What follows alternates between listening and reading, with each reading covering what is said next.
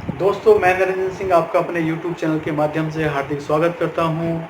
और आज हम अपने YouTube चैनल के माध्यम से ही चर्चा करेंगे इटली एम्बेसी और इटली एम्बेसी के टूरिस्ट वीज़ा की रिक्वायरमेंट्स। मेरे कई सारे दोस्तों ने लॉकडाउन में मुझसे पूछा है, व्हाट्सएप पे भी पूछा है कि आप वीज़ा से रिलेटेड यूट्यूब बनाइएगा। वीज़ा की रिक्वायरमेंट बहुत ज़्यादा है, कौन कौन से वीज़ा हम इजीली लगवा सकते हैं, क्या क्या इस में रिक्वायरमेंट्स होती है, कौन कौन सी कंट्रीज़ खुलने वाली हैं, उनकी क्या रिक्वायरमेंट्स है, कौन सा वीज़ा हम इजीली ले सकते हैं। तो आज हम अपने यूट्यूब चैनल के माध्यम से और एज ए ट्रैवल कंसल्टेंट, मैं एक ट्रैवल कंसल्टेंट भी हूँ, मेरा ऑफिस है, मेरी कंपनी का नाम है स्काईवेज इंटरनेशनल ट्रैवल्स एंड टूर्स, जो ऑल अब्रोड वीज़ा से related all kind of visas, आपका स्टडी वीज़ा हो, आपका टूरिस्ट वीज़ा हो, आपका बिजनेस वीज़ा हो, आपका एम्प्लॉयमेंट वीज़ा हो, सारे वीज़ाओं से रिलेटेड आपको फुल सपोर्ट मिलेगी हमारी कंपनी के माध्यम से। डिस्क्रिप्शन में मेरा मोबाइल नंबर नोटेड है, आप मेरे से कॉल करके पूछ सकते हैं या कोई भी रिक्वायरमेंट्स आप मेरे से ले सकते हैं। आप डायरेक्ट मेरे ऑफिस आकर भी मिल सकते हैं, कोई दिक्कत नहीं है। 24/7 आपको वीज़ा में सपोर्ट किया जाएगा। दोस्तों, मैं आज आपको इटली एम्बेसी की टूरिस्ट वीज़ा की रिक्वायरमेंट्स बताने जा रहा हूँ। इटली एम्बेसी यूरोप कंट्री का सेनेगन पार्ट है। आपको इटली का वीज़ा मिल गया तो आप 26 कंट्री में कहीं पर भी किसी भी कंट्री में ट्रैवल कर सकते हैं। तो आइए दोस्तों, हम चर्चा करते हैं इटली के टूरिस्ट वीज़ा की रिक्वायरमेंट्स क्या है। सबसे पहले नंबर 1 पर आता है वीज़ा एप्लीकेशन फॉर्म। नंबर 2 पर आता है 2 फोटोग्राफ्स वाइट बैकग्राउंड्स। नंबर 3 पर आता है कवरिंग लेटर। नंबर 4 पर आता है पर्सनल बैंक स्टेटमेंट्स।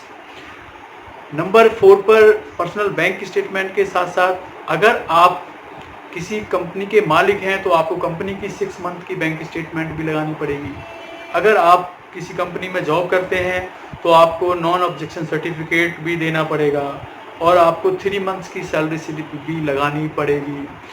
अगर आप बिजनेसमैन हैं तो नंबर 5 पर आएगा आपका इनकम टैक्स रिटर्न। आपको 2 इयर्स की इनकम टैक्स रिटर्न शो करनी पड़ेगी। नंबर 6 पर आपका आएगा ट्रैवल आइटनरी। आपको ट्रैवल आइटनरी जाने की डेट होगी, उसमें आने की डेट होगी। कंफर्म टिकट नहीं बनाइएगा, आप डमी टिकट बना करके एज ए रिजर्वेशन किसी ट्रैवल एजेंट से ले सकते हैं या आप मेरे से भी कांटेक्ट कर सकते हैं। उसके बाद नंबर 6 आता है आपका travel insurance. Travel insurance 30,000 euro का होना चाहिए या इक्विवेलेंट 50,000 यूएस डॉलर को होना चाहिए। नंबर ऑफ डेज, जितने दिन के लिए आप जा रहे हैं उससे 5 से 10 दिन एक्स्ट्रा की ट्रैवल इंश्योरेंस बनाएं। और उसके बाद आता है आपका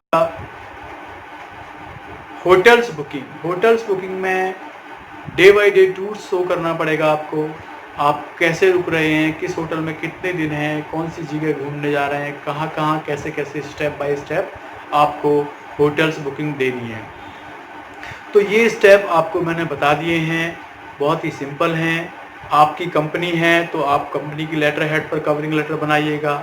अगर आप किसी कंपनी में जॉब करते हैं तो उस कंपनी की एनओसी लेटर उसकी कंपनी के लेटर हेड पर होनी चाहिए और इसकी अपॉइंटमेंट लेनी पड़ती है।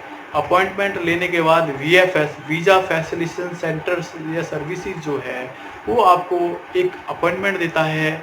उस अपॉइंटमेंट पर जाकर के आपको ये सारे फाइल अटैच करके आप ये फाइल मेरे से रेडी करा सकते हैं। फाइल आपकी बड़ी स्ट्रांग होनी चाहिए, स्मूथ होनी चाहिए। आपका कवरिंग लेटर मैन फोकस करता है काउंसलर को कि आपके कवरिंग लेटर की लैंग्वेज बहुत ही सिंपल, बहुत अच्छी ड्राफ्टिंग होनी चाहिए जिससे कि काउंसलर आपको समझ सके कि आपकी बात का आशय क्या है, आपके ट्रैवल का पर्पज़ क्या है। दोस्तों, तो जब आप अच्छी फाइल, सटीक फाइल बनाएंगे, ऑनेस्टी वाली फाइल दिखाएंगे तो आपको काउंसलर वीज़ा देने में देर नहीं लगाएगा। अदरवाइज़ आप किसी इधर उधर एजेंटों के साथ डील करते हैं, उल्टे सीधे पेपर आपको ला कर देते हैं, आपका वीज़ा रिफ्यूज हो जाता है।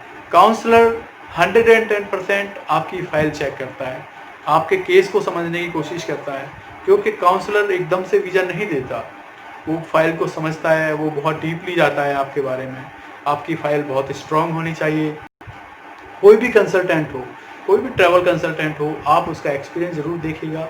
आप उससे फ़ाइल रेडी कराते समय आप अनुभव ले लें, चेकलिस्ट ले लें, कोई डॉक्यूमेंट इनकम्प्लीट तो नहीं है।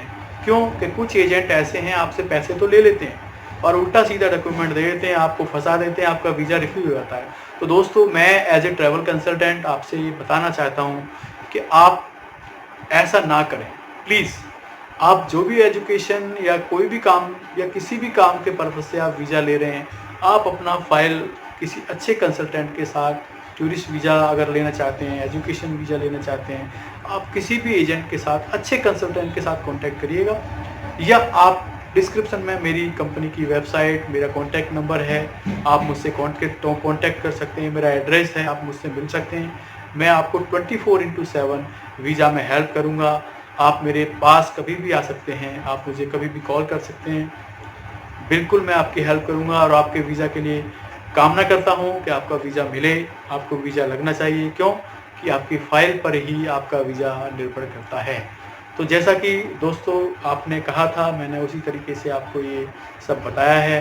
कृपया करके मेरा ये यूट्यूब अगर आपको पसंद आता है तो आप इसे लाइक करिएगा, इसको देखिएगा, अपने दोस्तों को बताइएगा, फॉरवर्ड करिएगा, ताकि मेरे आने वाला नेक्स्ट वीडियो आपको अपडेट होता रहे। Thank you so much.